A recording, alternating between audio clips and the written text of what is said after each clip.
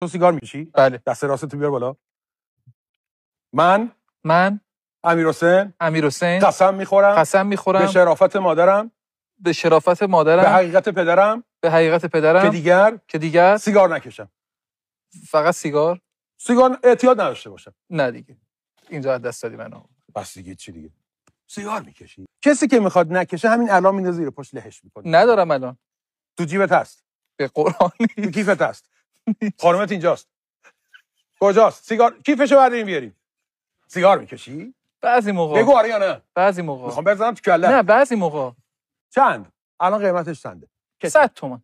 100,000 تومان. تقریبا. هفته چند تا پاکت؟ مثلا 2-3 نخ در هفته. یعنی ماهی پاکت. تقریبا. آره. 100,000 تومان. بله.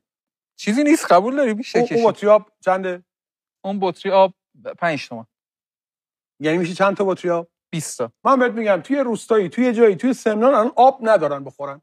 حاضری 20 تا بطری آب بخری ماهانه بفرستی به اون روستا؟ خب شاید سیگارم ندارم بکشم. یک کلام. بله خیر. بله. من امیرحسین قسم میخورم به شرافت مادرم، به حقیقت پدرم دیگه سیگار نکشم. دیگه سیگار نمیکشم. تمام.